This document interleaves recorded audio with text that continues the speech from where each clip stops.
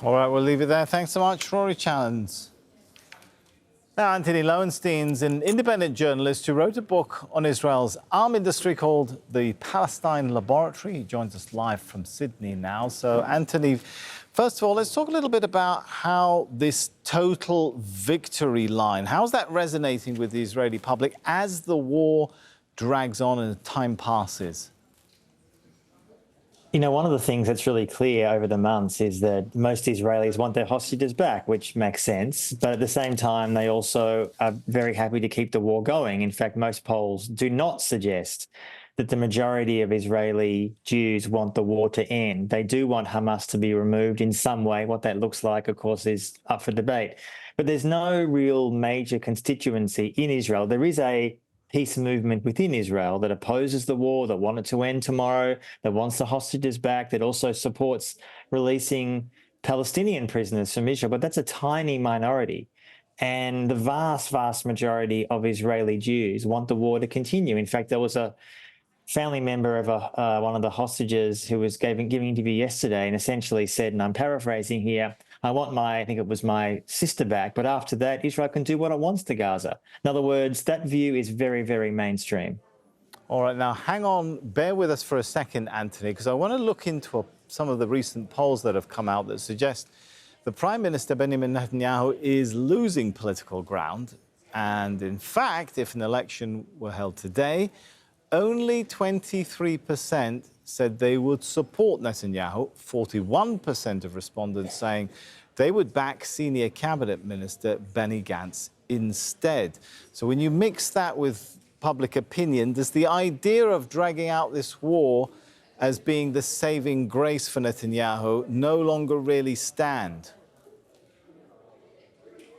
If only Benny Gantz would be different. You know, Benny Gantz has been a senior cabinet minister for a long time, and on most of the key issues, from Gaza to the West Bank to the occupation, there is remarkably little difference between them. You know, the Western press is obsessed with Netanyahu. Netanyahu is the prime minister, so of course we can't ignore him, obviously.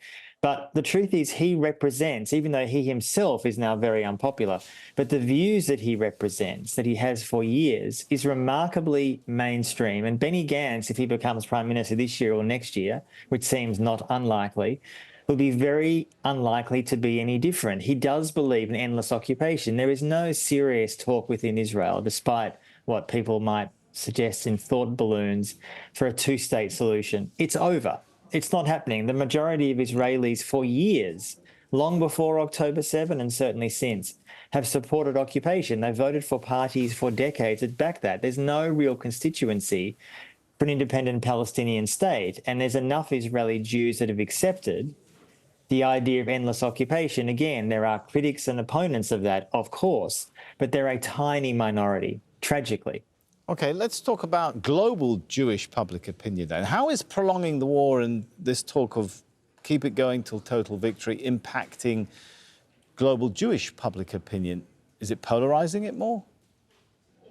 The Jewish community globally has never been more split. There's no doubt that in the US and Europe and the UK, there are a number of people in the Jewish community who support Israel uncritically, regardless of what it does, and will support Israel's supposed plan to eliminate Hamas. But the truth is that in the last, particularly 10 years, I've written a lot about this, and I'm Jewish myself, so I'm sort of part of this movement, so to speak, that there is a generational split going on. It's not quite as neat as this, but in general, older Jews are much more supportive of Israel, whereas Jews who are 18 to 35, in the US especially, have really lost huge amount, not just respect for Israel, but are profoundly disillusioned with the leaders of their community who have spent decades saying the only way you can be a good Jew is to support Israel. Ignore the occupation, ignore the repression of Palestinians, ignore what Israel's doing in Gaza.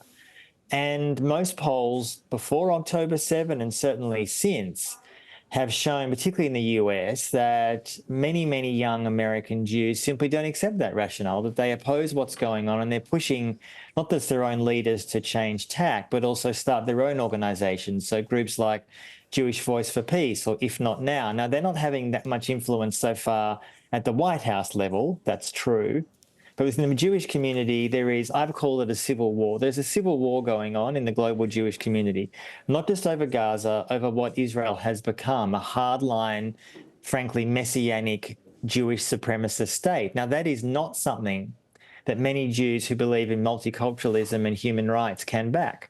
How is the charge of anti-Semitism shaping this question of opinion? Anti-Semitism, one of the oldest hatreds, is real, of course, and anti-Semitism since October 7 in some parts of the world has undeniably gone up. I'm talking real anti-Semitism, attacks against Jews or actual Jew hatred expressed online or in the real world. But what's happened in the last decades, but it's accelerated in the last 10 years, and it's got even worse since October 7, is this weaponization of anti-Semitism that many Jewish groups, including one of the biggest ones, the Anti-Defamation League, the ADL, where in the last few years, this is one of the leading pro-Israel Jewish organizations in the US, has openly said that as far as they're concerned, anyone who's anti-Zionist, who is critical of Israel, doesn't support Israel as a Jewish state, is akin to a white nationalist, which is just absurd and insane and absolutely incredibly wrong historically and practically. Anti-Semitism must be fought, and it's a real danger to everyone.